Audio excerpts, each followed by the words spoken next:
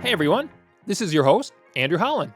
Thank you so much for listening to the Andrew Holland podcast each and every week, where we talk about business, entrepreneurship, and everything in between.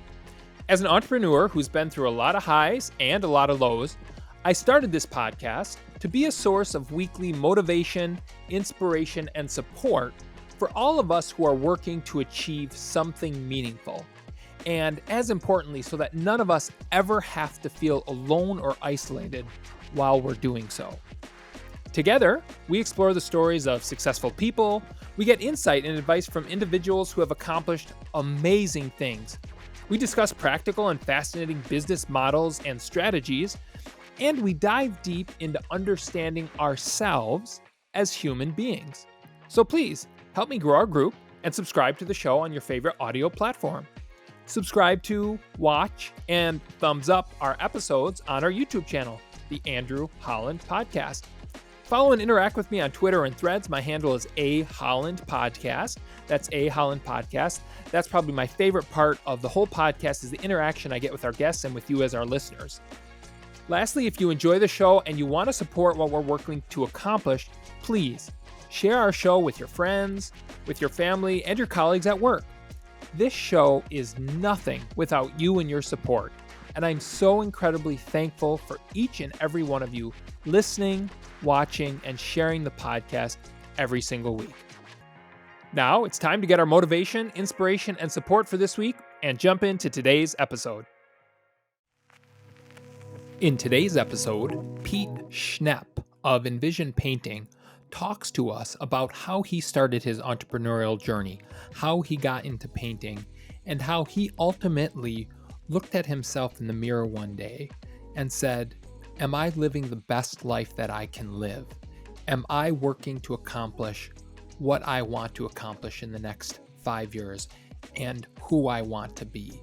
He talks about how through the struggles of entrepreneurship and the chaos that often comes with being in construction or in the subcontracting world, he was able to eventually find clarity, figure out the steps he needed to take to get to where he wanted to be, and ultimately take action so that now he's achieved one of his big goals of being financially free and having his time 100% to himself. Pete gives us so much advice in this episode. He gets into some really personal things that are incredibly motivating to hear, and we're so thankful that he shared these with us. I got a tremendous amount of value from Pete, and I think you will too. While Andrew Holland is a CPA, a real estate broker, and involved in multiple businesses, including some investment companies, the Andrew Holland podcast is for informational purposes only. All of Andrew's views and those of his guests are solely their opinions and do not reflect the opinions of any of the businesses or companies Andrew or his guests are affiliated with. You should not treat any advice, conversation, business recommendation, investment recommendation, or anything of the like as a specific inducement to make a specific business decision, take a specific action, make a particular investment, or follow a specific business or investment strategy. Thank you so much for listening and enjoy the show. Pete, thank you so much for joining the Andrew Holland podcast and welcome. Thanks for having me. So, Envision Painting, that's your company. Inc. named you in 2021 one of the fastest private growing companies. You're on Inc. 5000 list in America. Before we get into how you've accomplished that, especially in an industry that's so labor intensive, I want to know, how are you finding labor that is this focused on customer service? And obviously culture is an important part of that. And if you go through what you guys talk about on your website, that's what's made you or allowed you to grow so quickly. Take us back. How did you get into the painting industry? Why are you an entrepreneur? Where did you grow up? Give us a little bit of idea of your background. Sure. Growing up, my mom was an entrepreneur and she had several different business ventures. The main one was she ran a daycare out of our house.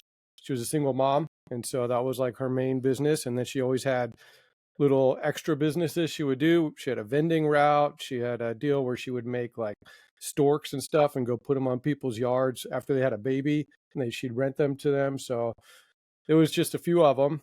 So I guess it's kind of been in my blood, or I saw that growing up. And then when I was in college, there was an opportunity to do an entrepreneurial internship. And the business that they taught you how to run was a painting company. Really? Yeah. So I did that for 3 years. And in hindsight, this has been 20 years now. This still might be the hardest thing that I've ever done in my life. And I hated it so much after that. I vowed I would never be in painting again. And I went straight to find a salary job. Wait. So you had this company. Well, it wasn't my company. I was an intern essentially for a larger company, like And, a national company. okay. And you worked with them for 20 years. Three. Oh, for 3 during years. college. Okay. It was 20 years ago. Okay. That's where I was. I was like, wait a minute. You've had this company for, okay. So going back to your childhood, any siblings? I've got an older sister and a younger brother. Okay. Are they entrepreneurs as well? Well, my brother's one of my business partners right now in another business. We started a pest control business in 2020, and he is my partner, and he's really the operator of that business. Mm-hmm. So I want to talk about, because my brother Caleb and I are in a number of businesses together, and having business partners in and of itself, we'll talk about that, can be challenging. And then having business partners in family, that adds a whole nother level or dynamic. So we'll get into that in just a bit. So your mom, entrepreneur, that's how you kind of got in your blood. I'm a big believer that a lot of people are just genetically entrepreneurs in a lot of circumstances. Her daycare, you always had little kids running around the house. You always saw her working and doing those types of things. Mm-hmm. Your brother is in a business with you. What about your sister? She has never been self-employed. Okay. Yeah. So you do this internship program in college. Mm-hmm. National company. Can you say the name or no? It's called College Works Painting. Okay. And what do you do after college? Well, I did that in Texas, in Austin, and I moved out here and I started working for a big home builder. Okay. Well, actually a small home builder. It was a job, W-2 job, and it was an easy transition into construction. And so you born and raised in Texas?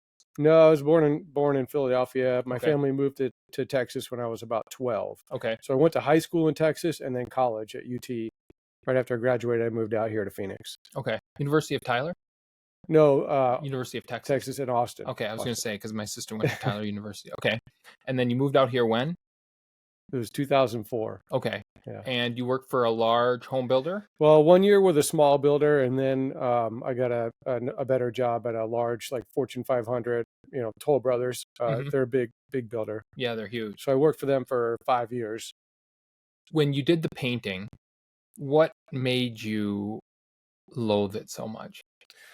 It was the hardest thing that I've ever done, and I literally had mental breakdowns in college. I was doing this, trying to make ends meet. I was already working 2 other jobs, part-time jobs. I worked at a pizza place at night. I had an on-campus job, like in between classes, trying to pay my way through school. Mm-hmm. I played rugby. It wasn't NCAA, but it was club, and it takes some time.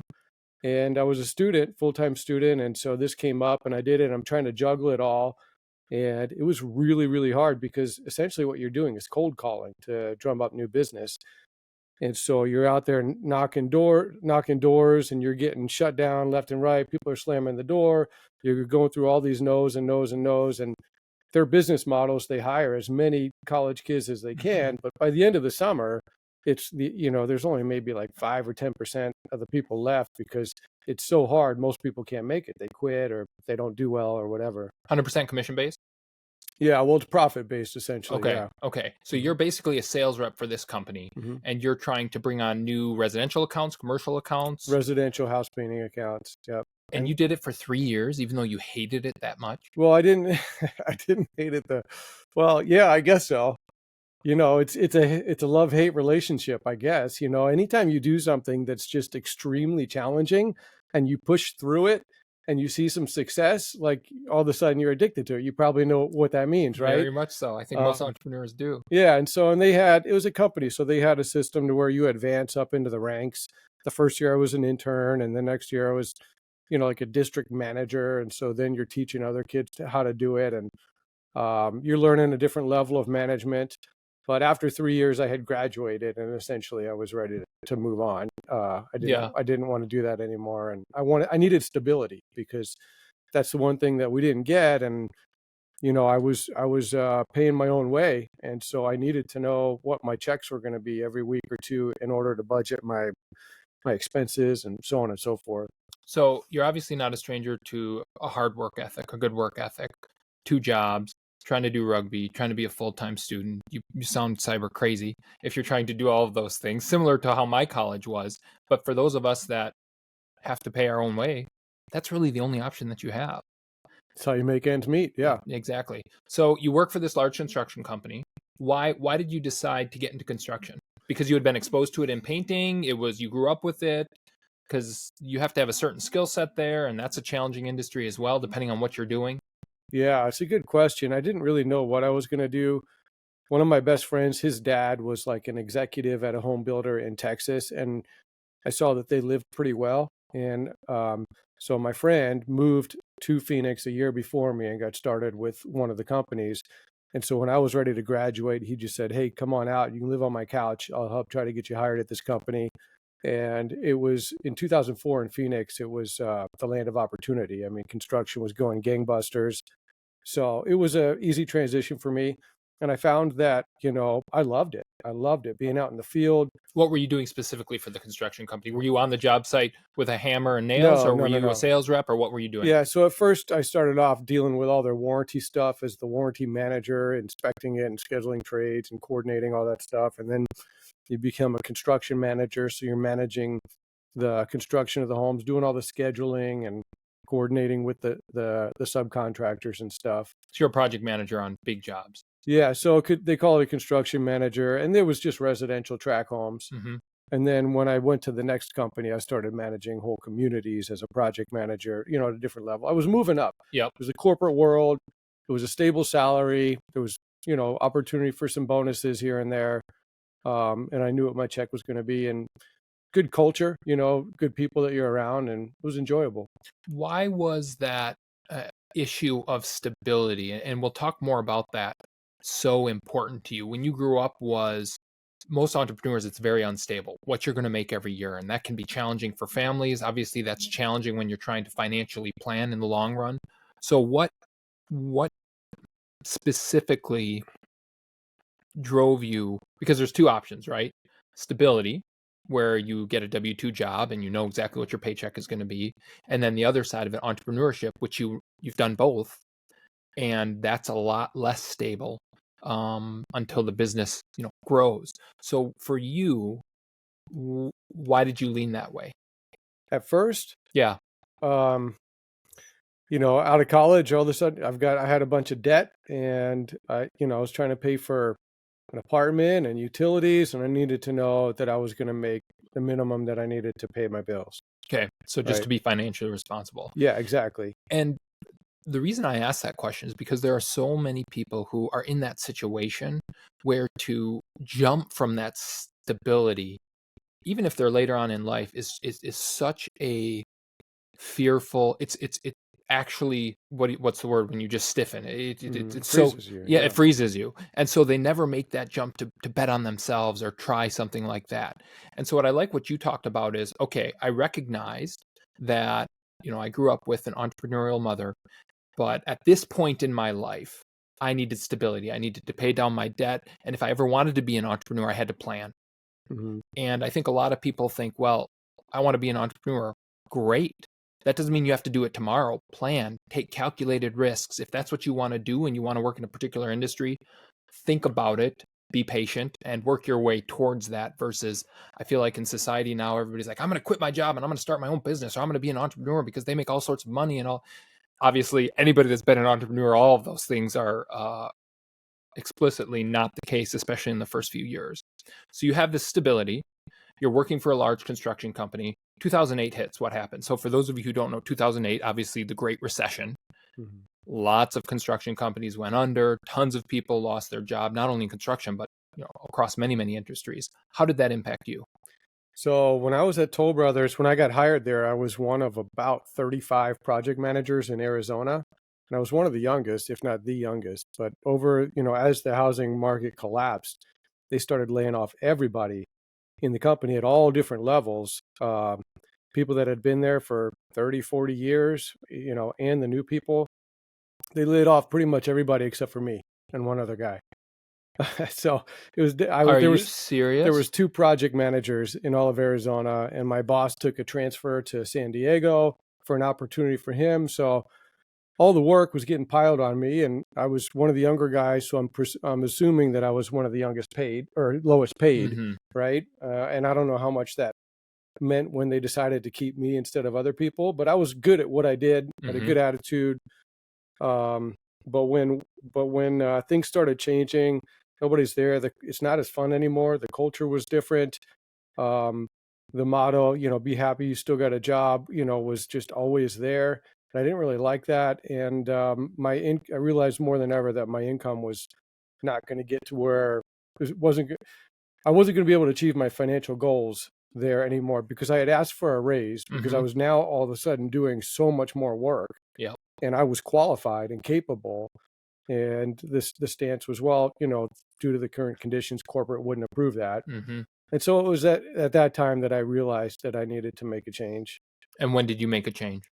What year? Um, at some point, I started Envision Painting kind of on the side while I Okay. was still at Toll Brothers, and to kind of test the market.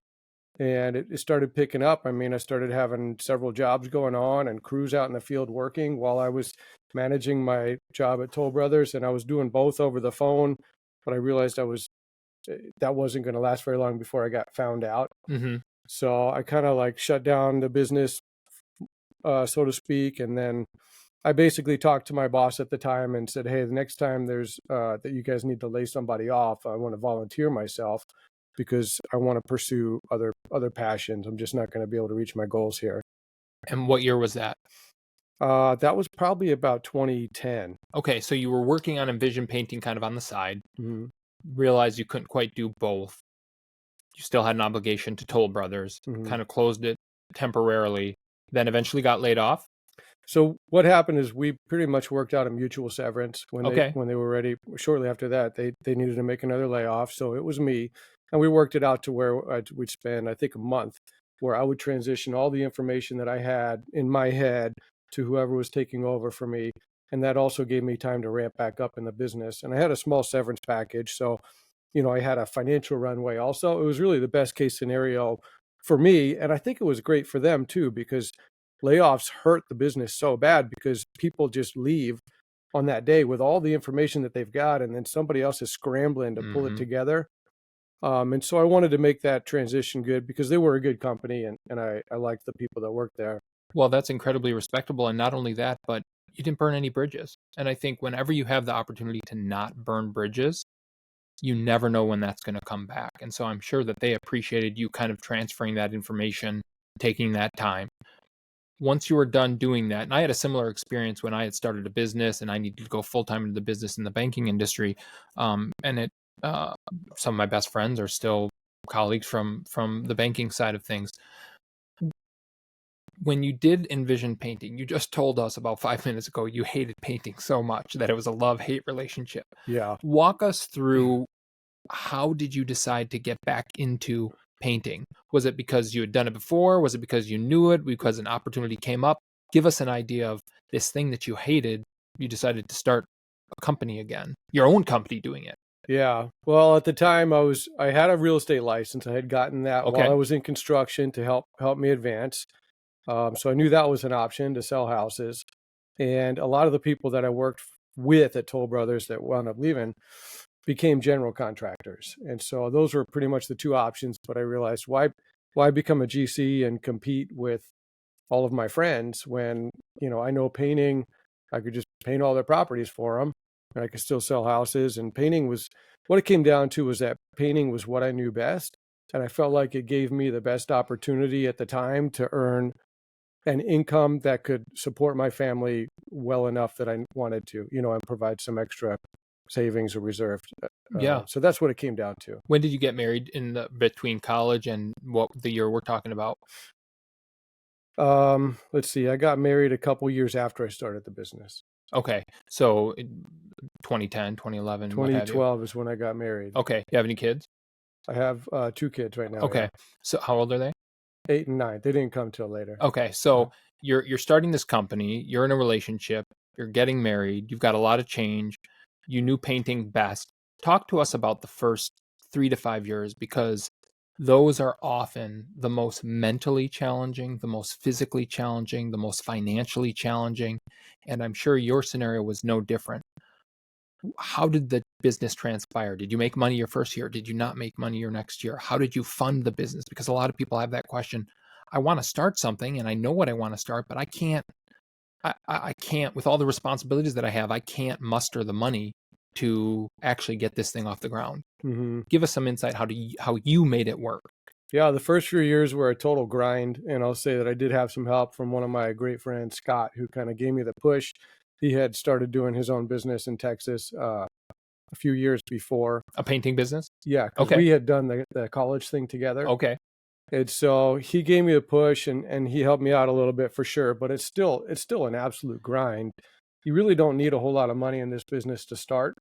You just need to be able to survive, and start getting work. And so back then, Craigslist was the thing, and I started making free posts on Craigslist, and um, but then you learn how to game the system a little bit, and a lot of people were doing like a post a week or whatever, but you get to the point to where we were posting 3 or 4 times a day from different accounts, because they only would allow you to do like however many accounts per day. Mm-hmm. It was just like guerrilla marketing for free. And then I was out putting flyers out and just hustling. Once we got a job, I was just there talking to the neighbors, knocking on the doors, asking for referrals, because in this business, you might not need a lot of money to start, but you only eat what you kill. And so it's just a constant grind, constant hustle. And were you doing the painting yourself? No, that's one thing that I definitely learned in college is, how to manage from the phone, how to hire crews, and I was quick to start hiring salespeople as well. Mm-hmm. So, and I asked this because my brother and I had a big construction company in Wisconsin, and we recently moved to Arizona. It's hard to start over, and we're general contractors. And in this day and age, you can't just hire any subcontractor, especially painting. Mm-hmm. The attention to detail is so important. Yeah. So for you, having come from a different area, how did you know that the people you hired were going to give quality work, give a great customer service experience? Talk to us about, you must have gone through a number of people before you found like your crew and your subcontractors. I think that's getting increasingly harder in this day and age to find people that care about the quality of their work. They show up when they say they're going to show up. They communicate. That is a dying subject, and we'll talk about that. How did you make that work back then? Yeah, well, it's a constant challenge in this business, and probably most other, lowly skilled or somewhat skilled or to low skilled businesses, service industries.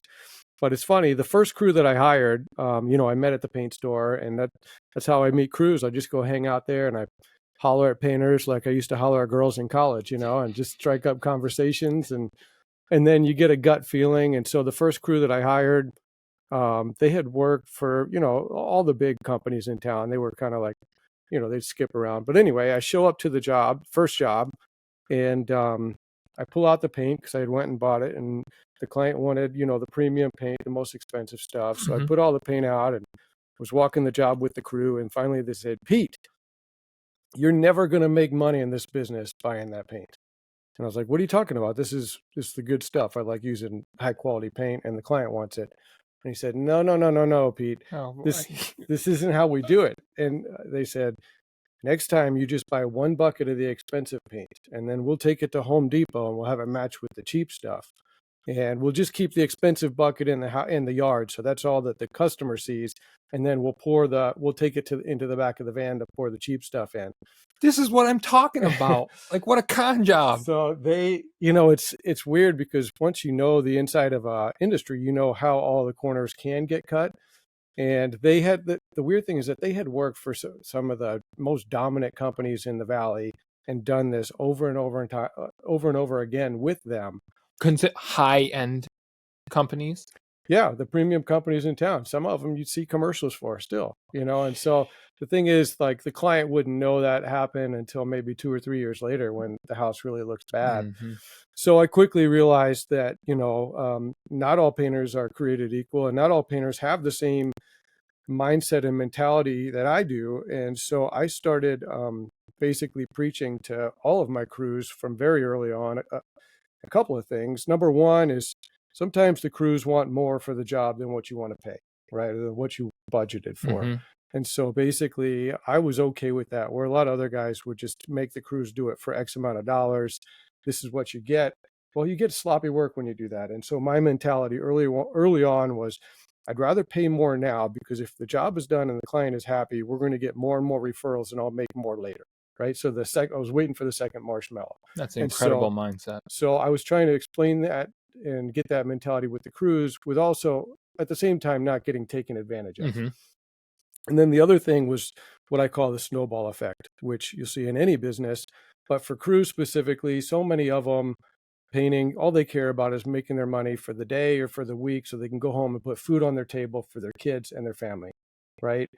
But when you can find a crew that cares more about making more money next year than his immediate needs right now, that's where the magic happens. And so I call it the snowball effect. And I let everybody know that, hey, if you're doing Sally's house today and you do a great job, and then in 3 months she refers us to her Aunt Linda over in Glendale, well, we track it all back to you. And so you get to do that job again. And so they know that I am diligently tracking where the jobs come from and the referrals and tracking it back to the crew. So now they're building their own snowball or book of business under the Envision umbrella, essentially. And like any business, when you're doing work for a referral or a repeat customer, it's just easier. They already know, like, and trust you, right? And so it's easier to get along with the client. It's easier to close out the job. And so everybody likes that. And even today, when we hire crews, a lot of times they just don't have that mentality. So that's part of our onboarding process, and really making sure that we're aligned across the board. How many crews do you have working for you now? Plus or minus? Any given day, we might have 35 to 40 guys in the field right now. Wow. Okay. On 30, how many different projects a day? Could be 10 to 15. Okay. And do you guys actually have any employees of your own? Because these crews are not employees, correct? We have both employees and subcontractor crews. Yeah. And so I love the idea of what you just described, helping other people grow their business and getting them to understand that mindset of, if you think about next year and you think about the next year, you're actually planting the seed, watering that seed, and they're seeing the fruits of their labor, and you're working with your subcontractors to help them succeed. I see in so many industries, there's this dog eat dog world mentality, and I just don't believe it has to be that way. And I think you're a perfect example that that's not the case. Is that why your subcontractors continue to work for you? Because my guess is that you've created a culture, and talk to us about your culture, where if people had a choice between you and Envision Painting and someone else, they'd come to you every day of the week and twice on Sundays because of that culture. Well, yeah, I'd hope so. I mean, it's to me, I feel like it's natural. You just treat people right. It doesn't matter if it's the client or your worker, and it doesn't matter if it's your lead worker or the helper. If you're a human being to each other and you treat them like a human being with respect, then you know what? There's a win-win. Yeah. And ideally there's a win-win-win, because as a contractor, sometimes, I'm just really like the middleman. That's what we are. We're pairing the painters with the clients. Mm-hmm. And sometimes it's a bit of matchmaking, right? Because not all painters have the same skill sets. Not all clients have the same needs. And so if we can bridge that gap and create that win-win-win situation, then the sky's the limit. So you're doing millions and millions of dollars in revenue every year. You're helping homeowners find reliable, trusted painters, such that you got on, like we talked about at the beginning, Inc.'s 5,000 list in 2021, which is they make a list of the fastest 5,000 private growing companies in the United States. How did you do that? It's funny, Inc. 5,000, most people, if you don't have that logo, you don't know. It's almost a pay to play thing, right? You sign up. Okay. You take a look at it. Now you have to send audited financials, right? And there's a methodology, a pretty strict methodology. Yeah, you got to send in info, but if you're on it, they charge you to use the logo and stuff. And I was kind of bummed out about that. Oh, okay. But I didn't it know is that. what it is. But yeah, aside from that, you've got to have, your growth rate has to be a certain percent, or relative to the other companies. And so at that period of time, we grew because we started doing a whole lot more commercial and HOA work those years. Mm-hmm. And so the job sizes were a lot bigger.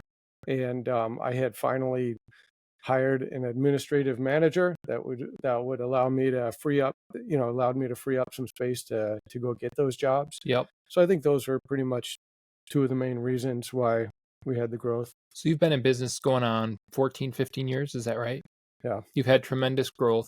How have you, and I was talking about this with another guest a couple of weeks ago, part of the process of being an entrepreneur is it's amazing how much you as an individual develop and how you think differently, because you really are a leader and people look to you for all sorts of things.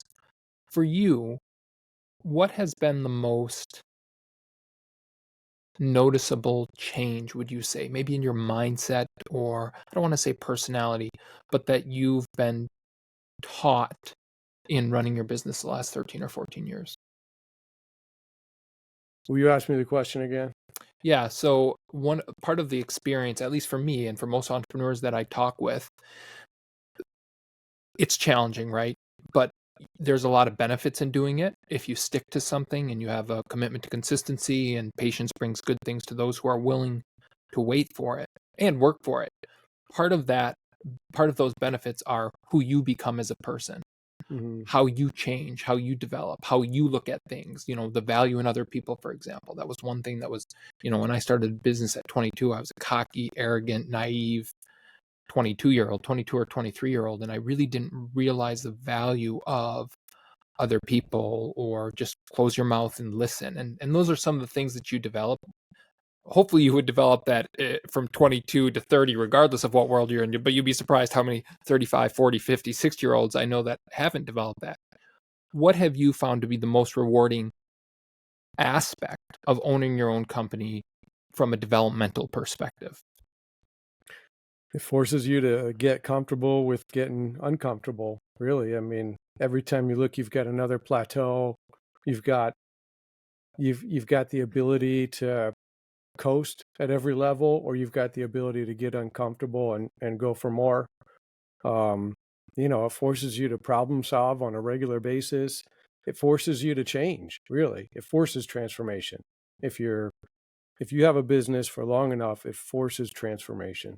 Yeah, and that's, they say the old saying is change or die, and that's reality in business.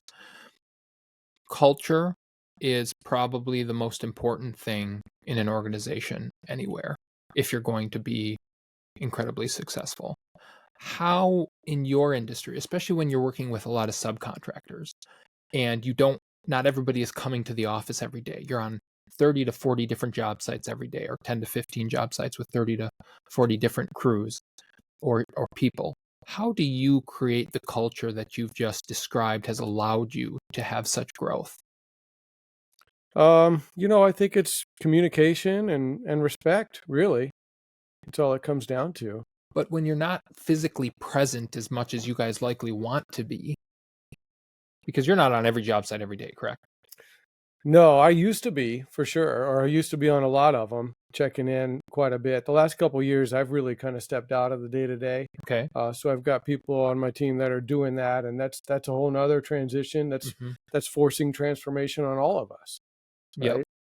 right? So now I'm not, but it's forcing me to learn, how do I continue to impact the culture when I'm not there every day, when I'm not meeting the new crews anymore like I used to be, when I'm not setting those expectations, when I'm not randomly bringing lunch by a job for the crew, or giving out random gift cards because they did well on something. So, but it still comes down to communication, appreciation. Really, that's what I was looking to say earlier. Appreciation. That's a The really good crews point. need to know how much they're appreciated, and that's something that I tried to do quite a bit when that was my job.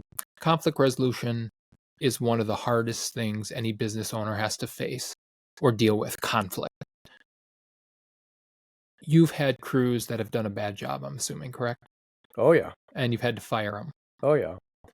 Talk to us how you got comfortable dealing with that situation, because what I noticed, especially because of cell phones, and I talk about this every episode because it's just one of my mantras, I think this right here is inhibiting the society in general with being able to, you and me, Pete, you said you were going to do this, you didn't do this, Yeah. and to just face conflict person to person, because everybody wants to hide behind their phone, and then if they know they did something wrong and you text them, they can just ignore you. It's become really challenging. And I know a lot of the younger generations don't even really know how to deal with conflict. For anybody that maybe is in that scenario where maybe conflict resolution isn't one of their highest strengths, but they know they need to get better, what advice would you give them? You've got to face it. You've just got to man up and have difficult conversations and be open and honest is what it comes down to. Not everybody's going to agree with you. You're going to face situations where you might have to compromise and do things that you otherwise wouldn't have. But if there's conflict, you've got to figure it out if you're the business owner. We have situations where client says the painter screwed up and the painter thinks that he was right wholeheartedly, that he thinks that they did the right thing. And so you've got to bridge that gap somehow. How do you bridge it? How have you bridged it? All different kinds of ways. Sometimes you got to tell the client what they don't want to hear. You got to tell the client that they're wrong and that you support your employee. I mean, how powerful is that when you tell a client that they're wrong and you support your employee because you wholeheartedly believe that they did the right thing, what was in the best interest of the company. And so you've got to do that sometimes. And then on the other hand, there's times where you got to tell the employee, okay, you might have thought you done it right, but I expect more. And my client expects more. And you might be able to get away with this at some other company, but at Envision, we hold our standards a lot higher. And so I need you to do a little bit more now, or, it's the next time you need to step up, but reestablishing those expectations. And then there's times when, you know what, it's just a situation. Both of them are right. And it was nobody's fault. And you know what? But now that it's my business, I've got to fork over some dough to make the problem go away.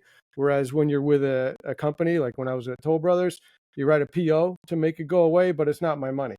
Yeah. So that's the difference. When you're a business owner, it's your money at stake, right? But sometimes you've got to do that. All the things you just said, it's clear to me you have no problem with conflict resolution, but that's a hard thing for a lot of people to get comfortable with until you've done it enough, especially to a client. There used to be this adage, long ago. I think this has been, nobody subscribes to this anymore because they realize it's not true. The customer is always right.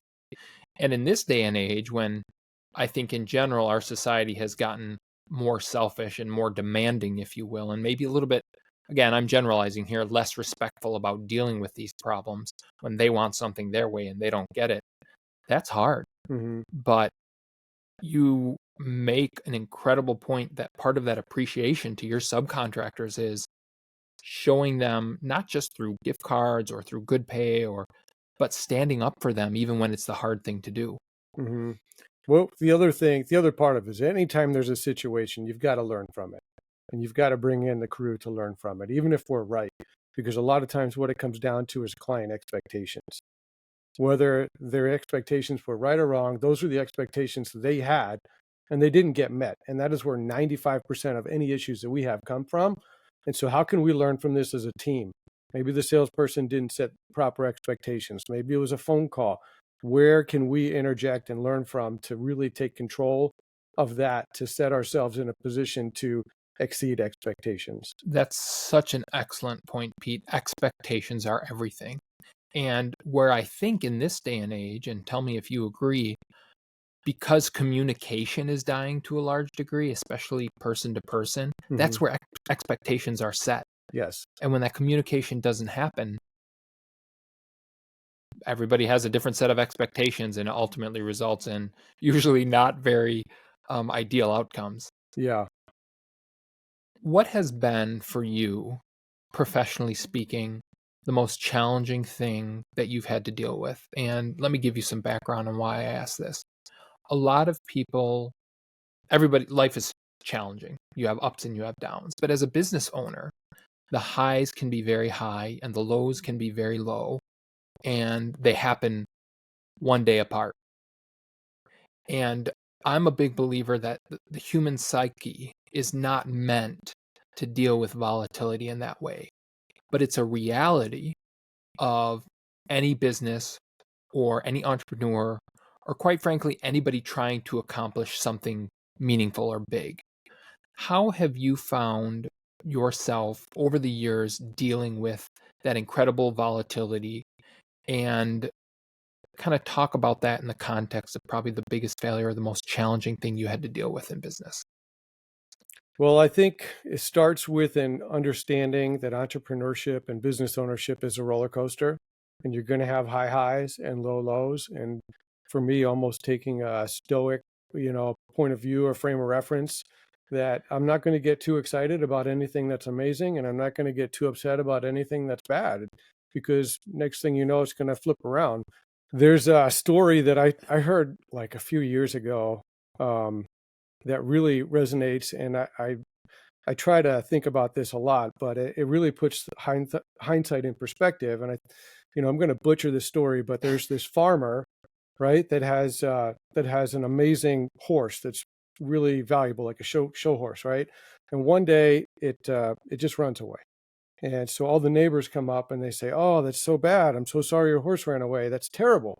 And the farmer says, "We'll see. Maybe we'll see." And the next day, the horse comes back and he brings three more like amazing horses with him. And so everybody comes up and they say, "Wow, that's so great. You're so lucky that you got all these extra horses." And he says, "Maybe we'll see."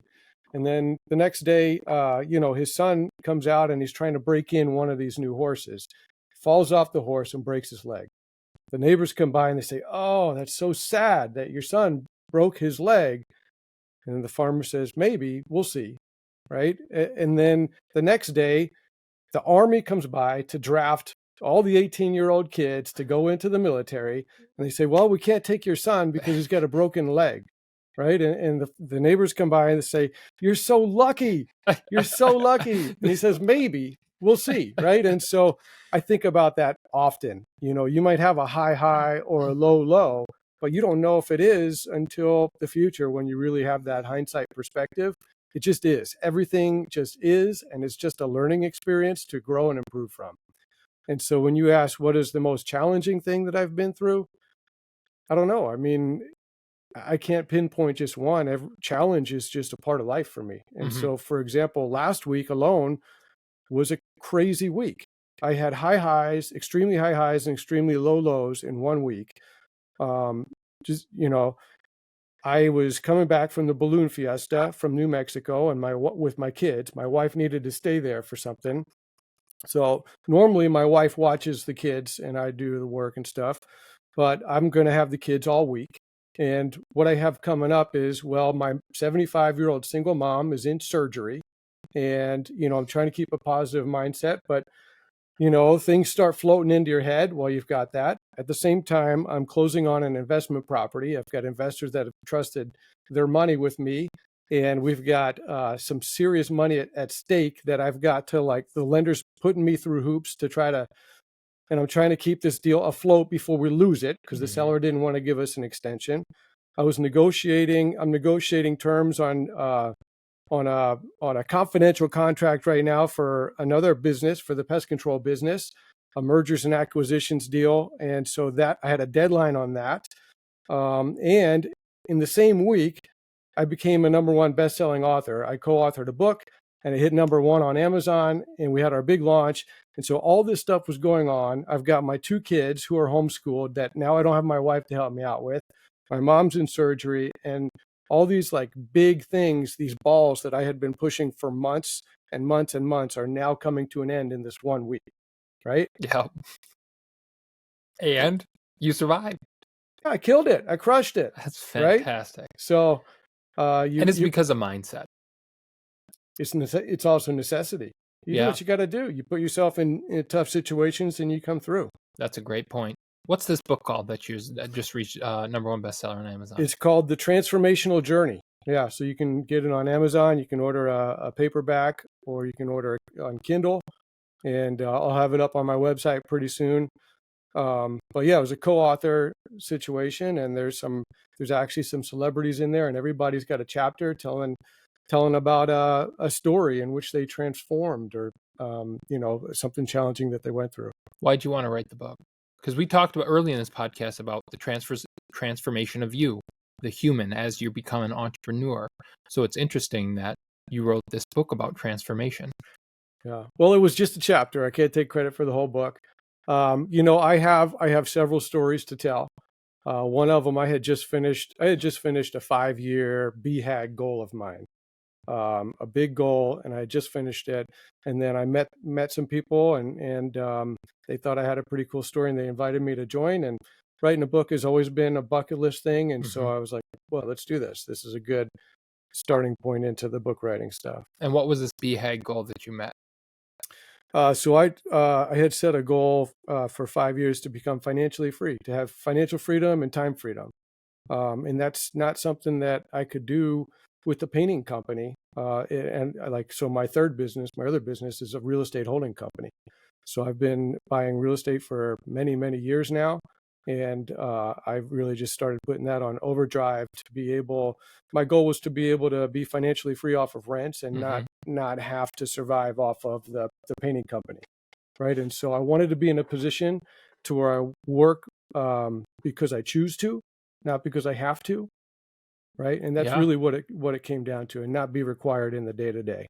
So part of that was building up a rental portfolio big enough that could do that.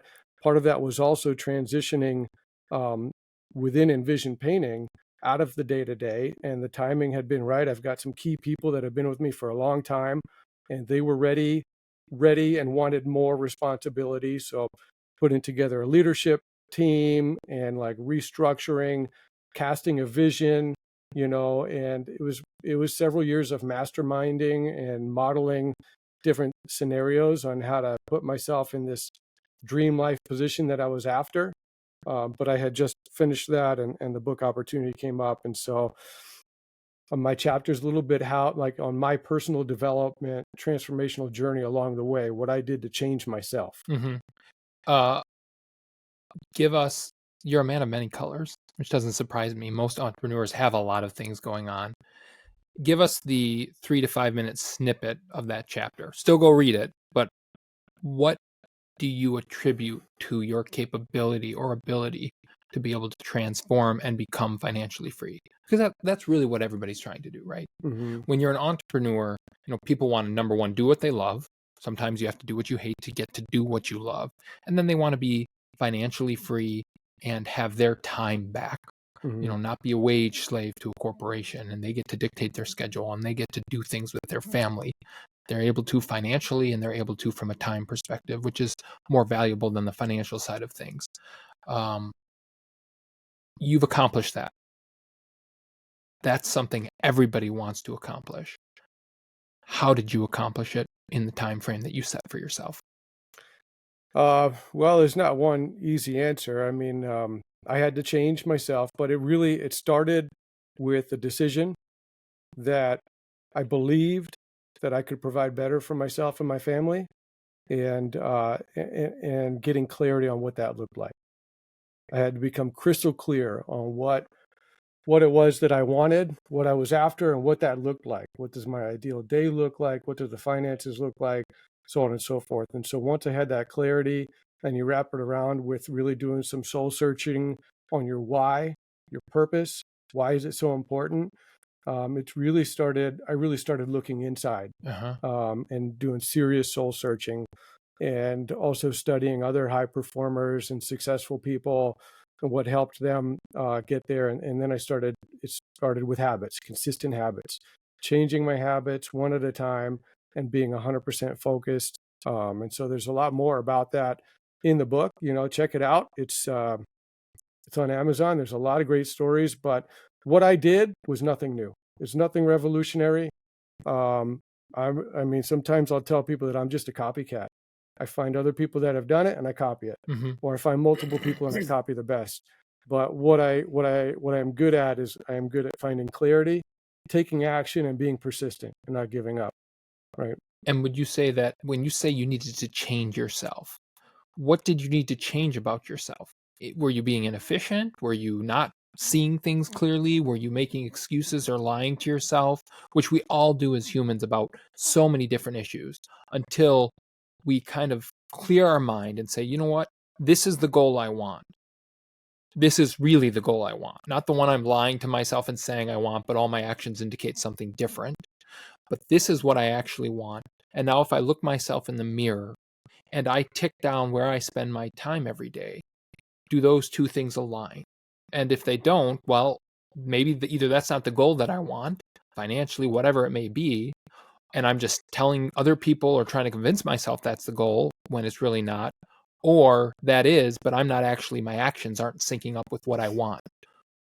For you, what did you, after doing the soul searching, what did you discover the changes that you need to make? And this is so important because I think any entrepreneur, business owner, human, anybody trying to achieve what we're talking about, financial freedom or time freedom, it takes a serious amount of self reflection and being honest and asking other people to be honest with you, which is not always easy, to actually accomplish that, and then changing your habits. Mm-hmm. For you, when you did that soul searching, what did you discover? What I realized that who I was at that point was a result of all my habits and actions for the prior 5 years. And so for me to become this new person in this new state with this new life, I had to become that person. So really, I started making lists like, how do I describe the best version of me, the next best version? What do I do? What do I act like? What's my relationship with my wife, with my kids? What's my relationship with money, my business? How do I think? And, one by one, you start trying to become the next best version of yourself. And really, a big part of it was taking care of myself. A lot of people think that you do the noble thing by, spending all of your time on your family or on your business. But there was, in a podcast that I heard a while back, it's nothing new, but you get on an airplane with your kids and they will tell you every time, put your mask on first if we go down, so that you can help your kids. And it was a matter of timing. It resonated with me so much. At the time I was really overweight, right? And I realized if I'm going to be the dad that I want to be, the husband that I want to be, the business owner that I want to be, the person that I want to be, that I would respect of myself, I need to change. I need to take care of myself so that I have more energy, more mental capacity, so I can be the dad that jumps around with my kids at the trampoline park, not the one that's sitting in the chair on his phone. You know what I mean? And to be able to exert and pass down my energy to my employees and my team, and to be able to share that, right? And so it started with that understanding and the desire to change. Typically, when someone ultimately makes that decision, there's some type of catastrophic event that causes them to just wake up. Happens for all of us. It's usually not just, it doesn't just happen. Was that the case for you? Did something happen that said, you know what, I need to take better care of myself? I'm overweight. And I appreciate you sharing this, because I'm a big believer, and we all have these stories, right? If we're going to be honest and we can talk about them, other people who are in that same scenario are going to say, look at what Pete was able to do. I can do it too. I just heard someone who was struggling with the same thing that I'm struggling with. And every human has a different struggle. Every single human has a different struggle. It doesn't matter whether it's weight, mental, financial, relationship, depression. There's a million different things. Was there a particular event that woke you up and said, Pete, you got to change. This isn't what you want to become? Mm-hmm. I think it was probably, I had a rough patch in my marriage for sure. We had been together maybe 5 years, and it was after the kids came, my son. It really changes the dynamic of your relationship when you have a kid. And my wife and I became roommates. We weren't talking very much. I was always working, and I loved it. I was hustling, I was grinding, I was making money. But But then I would get home, and she was a stay-at-home mom, and she would want to talk, and I didn't want to talk because I spent my all day talking already, and there was a lot of friction, and it turned bad, right? It turned bad, and so um, I started asking myself those soul-searching questions, like, do I want to be a divorced dad? And I know a lot of people that are divorced. It's not like it's a right or wrong thing, but is it what I want for my life? And I determined that I didn't, and then I started asking myself more questions. Well, my kids, do I want to be this overweight, obese guy for my kids? Is that the role model that I want to be? And the answer was no. And then it's like, okay, well, I had my painting company. I was selling some houses on the side, but I was working 7 days a week. So the question was, do I want to be this rich old guy that has the regret that he should have spent more time with his kids? And the answer was no. And so, like, I made a decision to stop messing with the real estate stuff because that was all nights and weekends. I wanted to be there for my kids. So I just started really asking important questions to myself and forcing myself to come up with an answer to determine what it was that I wanted. And once you do that, it makes decisions going forward a lot more easier to make. I'm getting tears in my eyes just hearing you say this, Pete, because thank you so much for sharing that. Because I can't tell you, when you're saying it, and everybody that's listening, you're sharing with it not only gives us strength, but I'm thinking about all the things that I want to change. And one of the things that you talked about is, who do I want to be? And this is not where I want to be. And actually taking some blame. Again, we're all, in a relationship. It always takes two. Mm-hmm. It always takes two. But part of that is saying, you know what? What can I do better to make this work better? And that's not just in a marriage, but in a business relationship. Having business partners, I'd say, is one of the hardest things, because it's just like being married, but without the benefits. Unless if you're a husband and wife in that scenario, well, that could be complicated too. Mm-hmm. So thank you for sharing that, because I know that Mm-hmm. that is, that will help a lot of people. And just hearing you, it gives me clarity, hearing your story and how you said, you know what, I'm done with this and this and this, and this is who I want to be, and this is how I'm going to get there. And you've achieved that. Yeah. You've achieved exactly what you were looking. It didn't happen overnight. Right. It took a lot of planning. And as you talked about Envision Painting, and I want to talk a little bit about that, because that's one of the scariest things, handing over your baby to a team. Right. And it's hard to find someone you can trust. But in order for you to become who you wanted to become in all these different aspects of your life, that was one of the things that you had to do. Right.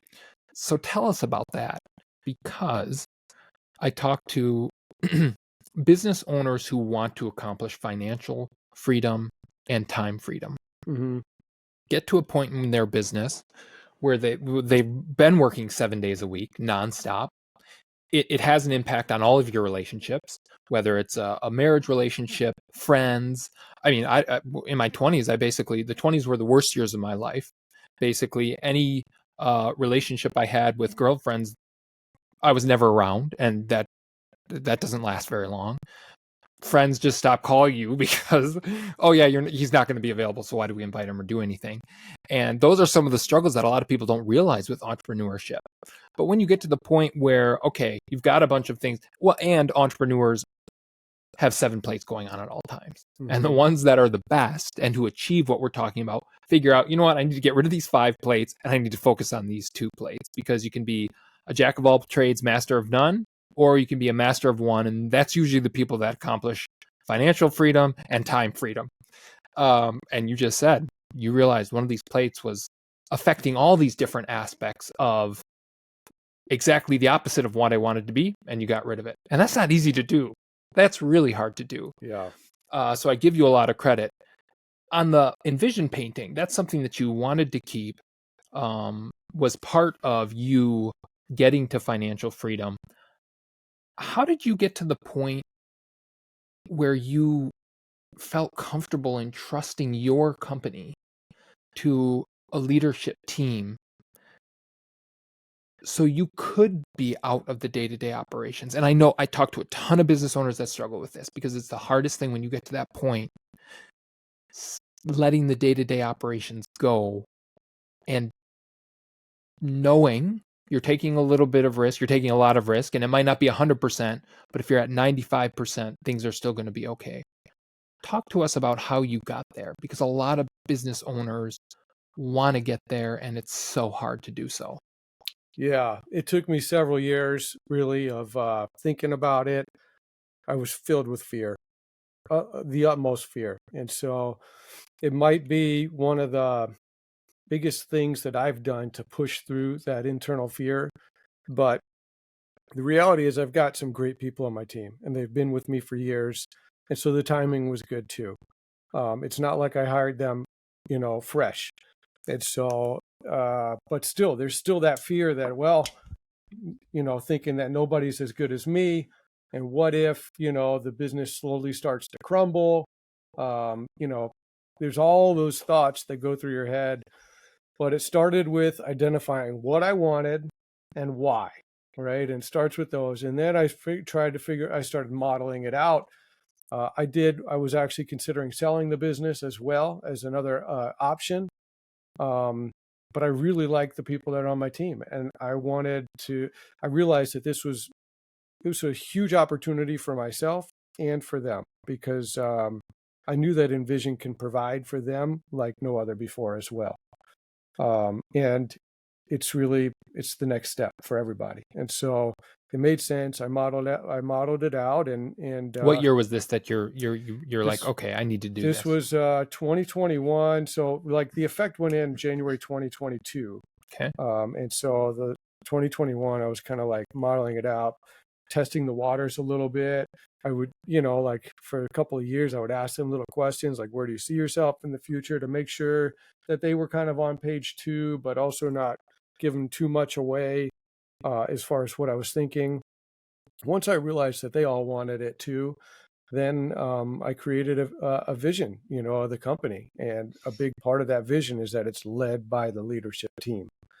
And I shared that vision with them. And then the next thing that I did was I started EOS. And so for me, that was like a platform that could help us kind of structure things at a time of big change, to give us like maybe a safety net or a background with. So we had that consultant, and we did that for a year. Tell us what EOS is. It's called the Entrepreneurial Operating System, and they've got a few books out. The biggest one's called Traction. But basically, you've got a business coach, or they call them an implementer, and you do all day, like quarterly meetings. Maybe it starts off with a kickoff, but it starts with the vision of the company. So everybody gets clear on the vision of the company. You redefine everybody's roles and responsibilities. And so our first 2-day with EOS is where we really got it all out. This is what we want. This is how it's going to look. This is Pete's new role, and this is everybody else's role, right? And so I think that was kind of what helped me as a leader solidify what the future was going to look like, and make sure that everybody was on board and also in the right seats, and ready, right? And we all realized that, okay, all of us are going to have to grow and start leading at a different level now. And that EOS was a 2-day program, kind of like a consultancy type deal, where they come in, they analyze the company, and then they help you work through this process. Sort of. I mean, we engaged with them for a year. It starts off with like a 2-day, and then they'll do like quarterly planning and review sessions. And was the culmination of that process the change that occurred at the beginning of 2022, or is that when you started going through that EOS process? We started that right when we transitioned for the leadership team to take over, essentially, and me to step out of the day-to-day. And that's been wildly successful for you. Well, the transition as a whole, we discontinued EOS after a year, but we are working with a different coaching program now that we feel like we get different and maybe a little bit more value to us. But we still have that third party to help lean on, I guess. Yeah. And so they're helping you constantly evaluate and make sure that this transition that's important for you becoming where you want to go, and for everybody involved in your organization to get where they want to go, to give you objective feedback, say, hey, you guys said this, but it looks like you're maybe going over here. How do we adjust that back in? Yeah. I think that's so important, because bringing people from the outside, and this is important, I think, sometimes in relationships. there's this, I'll talk about therapy in our society for men in relationships. There's this stigma, and I think it's going away. But sometimes having that third party who can take emotion out of it and look objectively at Right. what you said is one of the most powerful things you can do, and opportunities to move forward, whether in a relationship, whether in a business, whether in a friendship, so many different areas of life. And you just talked about how that's allowed you in your business, having that third party to help you do that is allowing you to get to where you want to go. Mm-hmm. And so I guess I would just encourage people, everything Pete has said, it seems simple, but it's really hard when there's emotions involved and other people involved to just say, okay, this is what I want, this is where I am, and this is how I get there. But some of those changes that have to get made, as you've described, they're so hard. So I think just being clear and then, as you said, actually taking action is the key piece. And they're long initiatives. Yeah. If I feel like everything that I work on now is a very long project, which I actually love, as opposed to like, you can't make these changes in a day or a week. Yeah. That's almost the antithesis of how society is with our phones now, because you can get anything you want in a blink of an eye. You can, I feel bad for these younger generations who have grown up on the phone, because it's really changing scientifically who you are, and you because you can get everything so quickly. It's not the entrepreneurial word. That's not life. Yeah. Anything that's going to be worth fighting for is going to take a significant amount of time. That feedback loop, constant work, and a process. These people come out of college and they're like, I should definitely make at least $100,000 to $150,000, right? Yeah.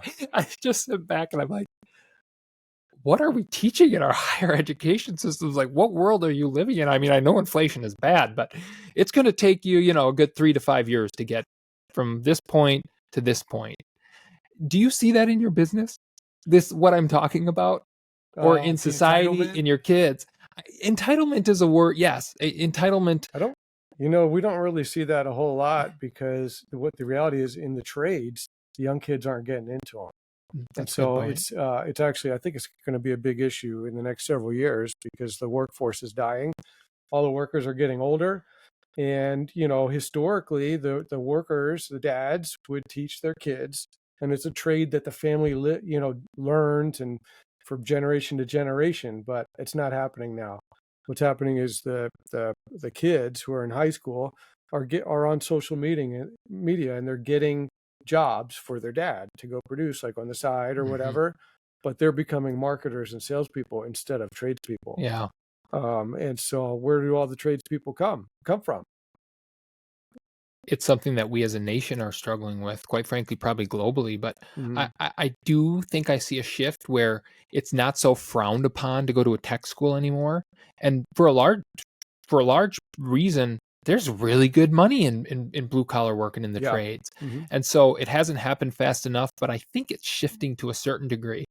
But to your point, I've talked about we're a general contractor and we work with a lot of different subcontractors, and we're still growing in the area. We're pretty small. Had a big company in Wisconsin and basically said, you know what, we can't stand the winter. Let's move down here and start over, really. But the ones that we work with who show up on time, quality work, they're almost all in their 60, 63, 65, and they're thinking about getting out of the business. And I ask them, what are you going to do? Like, are you going to? And for a large portion of them, if not all of them, either their kids have zero interest in being it, or their kids tried to be in it and they couldn't do it. They didn't like it. They hated it, too much work. And they're just like, I guess we're just going to close up. Yeah. What are we going to do, Pete? Well, one of the things in our vision is to create a painter academy, and to be able to teach, high school kids or college age kids that you can have a good career in the trades as a painter or a roofer. And so we haven't really rolled out anything formal yet. The challenge is, even getting interest from the young kids. Yeah, because they're just. I first off, that's incredibly admirable, and that's exactly how we're going to change it. We have to help them realize you can do so much with this, but this is not going to, for most people, 99% of people, being an influencer or YouTube Mr. Beast is not likely for you. It's just, not to be a downer, but that's a few people make it. Yeah. And so sadly, I think a lot of people are going to learn that the hard way, and then maybe that's what'll bring you to the trades. But I think if you can get into high school and you can get into the colleges and you can say, hey, this is the reality, you can make really good money here and have a stable life and provide for your family. So hopefully you're going to launch that in the next 12 months. That'd be nice. Yeah. We're going to talk about it again in January when we lay out plans for the year. Great. So you've been very gracious with your time, so I don't want to take up too much more of your time, but you said something at the beginning that I think is really important, or something that a lot of people have questions on, and business relationships, business partners. You have business partners in Envision Painting, or are you the sole owner? No, I'm the sole owner. Okay, Yeah. so in the pest control company, you have a business partner with your brother. Started that, you're going on 3-4 years now. Talk to us about the challenges of having business partners. You've done it both ways. You've done it yourself, and you now have a business partner, and you have a business partner that's your brother. Good idea, bad idea? What are the challenges? What are the advantages? Give us some insight there. I've always had the mindset, honestly, that I want full control, Mm-hmm. and do it on my own and do it my way. And then one of my mentors a few years ago gave me a different perspective, and he had built a huge landscaping company and sold it, had a huge exit, and he had the complete opposite mindset. And it was all, hey, you can only go so far on your own. If you get with the right partner, you can go way further in life, or with the business or whatever. And at the same time, I've talked to a lot of people through EO who've had partners, and not one of them has a great story about their ending. What's EO for our listeners? Entrepreneurs Organization. Okay. So it's a network. It's a global group, but a network of business owners and entrepreneurs that we're all sharing stories and helping each other, make it through the roller coaster. But not one of them has not one that I've talked to has a great ending to a business partnership. It's always a tragic ending, and they come out stronger as a result, right? Mm-hmm. But I've just heard so many stories like that. It's kept me away from partnerships. The situation with my brother, Adam, I mean, we started it because it was kind of timing for both of us. I had wanted a new challenge, and he was kind of ripe for it. And so we thought it would make sense, but it's been a challenge. It's Let's hard. put it that way. It's been a challenge. And we'll just leave it at that. But I do know I have seen other people with the right partners hit rocket fuel. Yeah. To where their skill sets are completely complementary, and their mindsets are complementary. And I think when you can find that perfect partner, or the right partner, the sky's the limit. You can do way more than just on your own. But that's the key. Yeah. Well, and finding that partner, in my story, when I started at 22 or 23, I had a business partner. We knew each other from college, Joe, and really didn't know each other, didn't have any business getting into business together, but it worked out fantastically. And our strengths were very complementary. There were a lot in the early years, a lot of yelling and shouting, but ultimately at the end of the day, we had respect for each other. And there's no way we could have had the successful exit we did in 2019 had one of us not been there. Mm-hmm. And so for me, I was like, I don't know what all these people are talking about business. And I would talk in front of colleges, and they'd say, how did you find the right business partner? And I said, I would say, I wish I really had the great advice for you. But to a large degree, we were just blessed. I think neither of us we had very similar backgrounds in the sense that there was a level of morality. So, what we valued being important, not necessarily that we had the same religion, but there was a level of morality and there was a level of trust, and neither of us came from money. And so with those similar backgrounds, that doesn't mean that you're always going to, if that's the case, but there was a kind of that hunger and that mutual understanding. And so then after that, I got involved in some stuff, and I had a real bad partnership, and I learned the hard way. So it's interesting that you've never heard a good one, but there's a good one for you. There you go. The first one I had, very, very blessed. Yeah. And, but I've learned the hard way in some other businesses now. Pete, is there anything that you've shared an incredible amount, some very personal stuff that I can't thank you enough, because that's exactly the point of this podcast is all of us have a story, and all of us go through some really, really hard things. That's the definition of life. And I'm a big believer that the only reason we as humans, again, secularly speaking, can appreciate the enjoyable things in life, family, going on those vacations, is by going through hardships.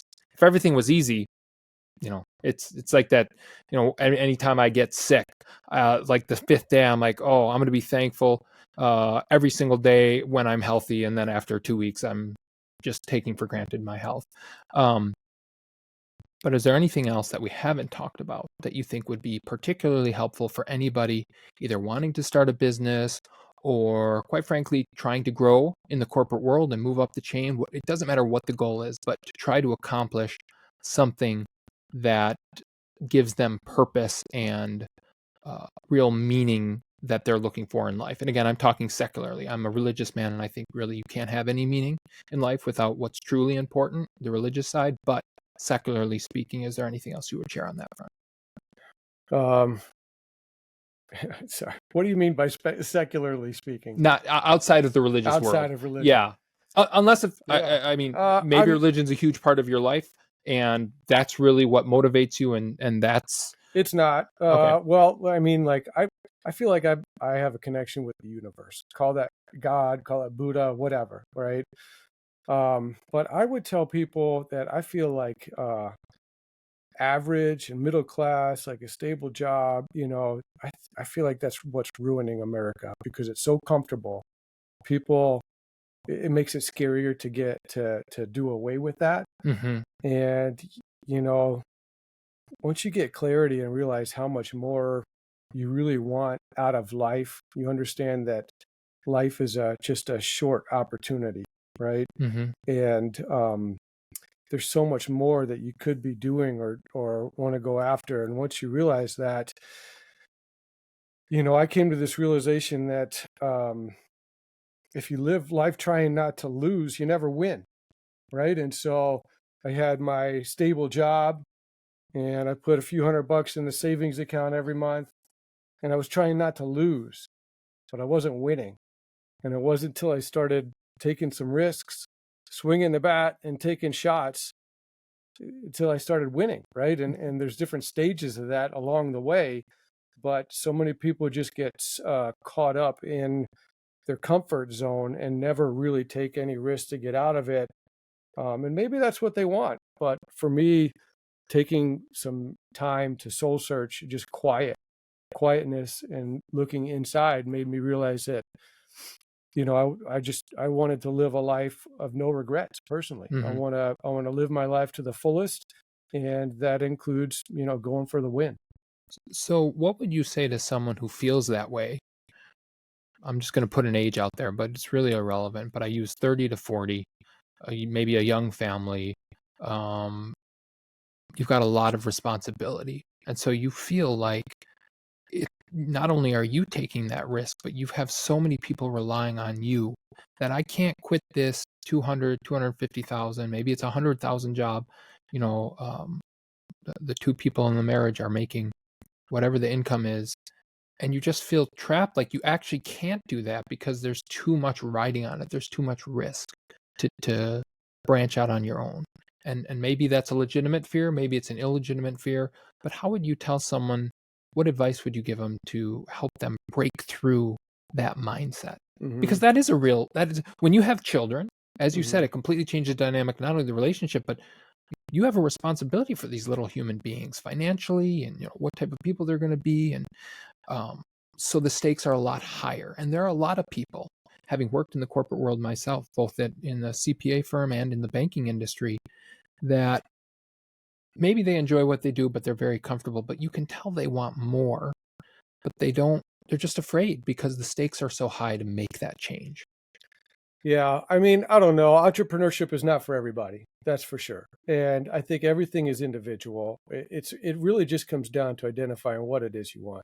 And if you want a comfortable life and you're happy with where you're at, then by all means, keep it going, right? Because taking risks isn't for everybody. But if you want more out of your life, if you wake up every day not feeling fulfilled and you don't enjoy your job, you go up, like if you're one of those guys that doesn't look forward to Monday because it's the beginning of the week and you got to work all week, there's a chance that you probably need something different in your life. Like, I look forward to Mondays. I can't wait because I'm excited. Yeah. And it hasn't always been that way, but I've just made changes necessary for that. But I'm definitely not saying everybody should be a business owner, because it is tough. But there might be something more to life that you should go after if you start thinking about it. And that's not just starting businesses or money related. It could be many other things. Yeah. There's a way. You've just got to take the time to figure out how to bridge the gap one step at a time. Yeah, I think that's a really good point. We have all these, Rome wasn't built in a day. Just see where you want to go, and then one step at a time. Mm-hmm. One of the things, one of my teachers in elementary or middle school would say, inch by inch, life is a cinch, yard by yard, life is hard. And that has stuck with me. That silly little saying has stuck with me when I'm struggling with the real big challenges. You know what? You get overwhelmed. It's like, take it inch by inch, and you will eventually get there. If you try to accomplish all of it or think it's going to happen overnight, it's too overwhelming for it to happen. Yeah, absolutely. Pete, thank you so much today for spending good. your time. This is fantastic. Yeah. Thanks for having me on. Yeah. Well, that's all the time that we have for this week's episode of the Andrew Holland Podcast. One of the things that I get to do after every podcast with all of my guests, or the majority of my guests, is we get a little debrief.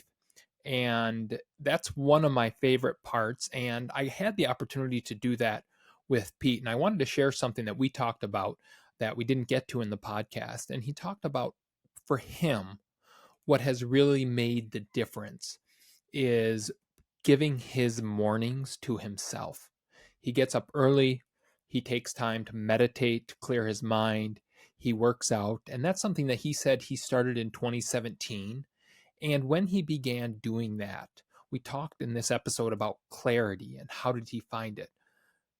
Changing his lifestyle and giving himself an opportunity to block out all the chaos, block out all the noise, and just take time to think, take time to work on himself, his mental fortitude, is really how he started his journey of finding the clarity that he talked about and realizing who he wanted to ultimately be and how he could get there.